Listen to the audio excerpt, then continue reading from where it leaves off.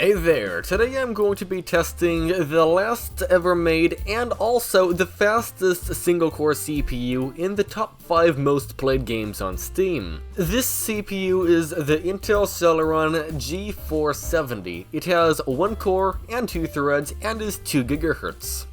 I am also pairing this CPU with a GTX 750 Ti graphics card, which will not bottleneck this CPU in any case, and I'm also pairing this with 16GB of DDR3 RAM running at 1333 MHz. The top 5 Steam games are CSGO, Dota 2, PUBG Battlegrounds, Apex Legends, and Grand Theft Auto 5. Without further ado, let's get into the benchmarks. Starting off is CSGO, and CSGO ran really badly. It was getting roughly 15 frames per second on average. Now, the average on the on-screen display is around 25. The reason why is every time you die, the frame rate goes way up. But when you're actually playing, the frame rate is actually lower, and it hovers around 15, and the 1% lows were around 3.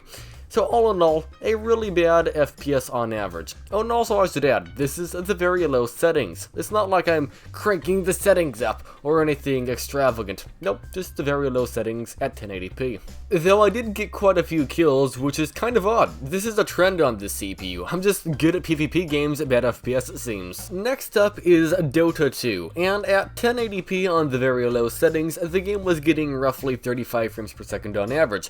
And yes, that is actually pretty playable, especially for this game, at least in my opinion. But if your computer can't get 60 frames per second in this game, you know it's really weak. I say that as a slightly faster CPU like an i3 2120, it should be able to get roughly 60 to 80 frames per second on the same settings.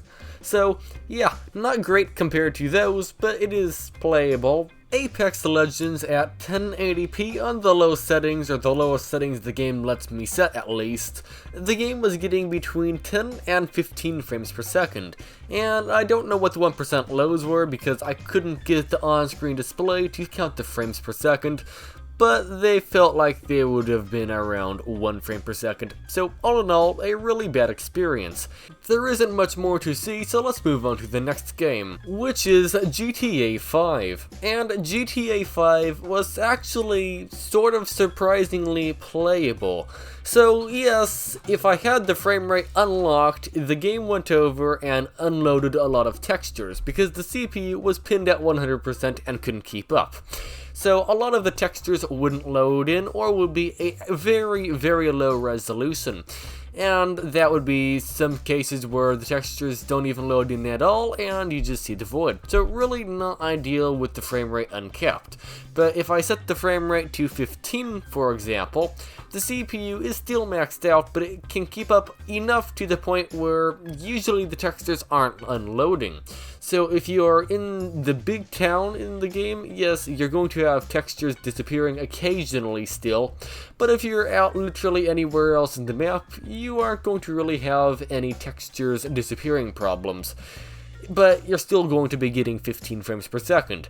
But hey, at least it is a somewhat smooth-ish 15 frames per second, and the 1% lows are around 8. So all in all, I had a pretty nice time driving around the map, but definitely not great. And for PUBG Battlegrounds, I couldn't get the game to open, so when I pressed the play button, it would go over and showed that it's opening, but then it went over and went back and showed me the play button again. So it didn't even open the game, it just immediately crashed basically. I first thought it was due to the GTX 750 Ti, though there are videos of this graphics card playing the game online, so I highly doubt it's the graphics card. So it must be the CPU, even though the CPU should have the correct instructions to play the game. So it's probably due to it only having 1 core. So all in all, I do not recommend playing any games on this Celeron G470, unless it's something like Solitaire, which will run just fine.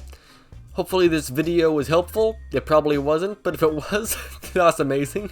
Thanks for watching, and have a nice day.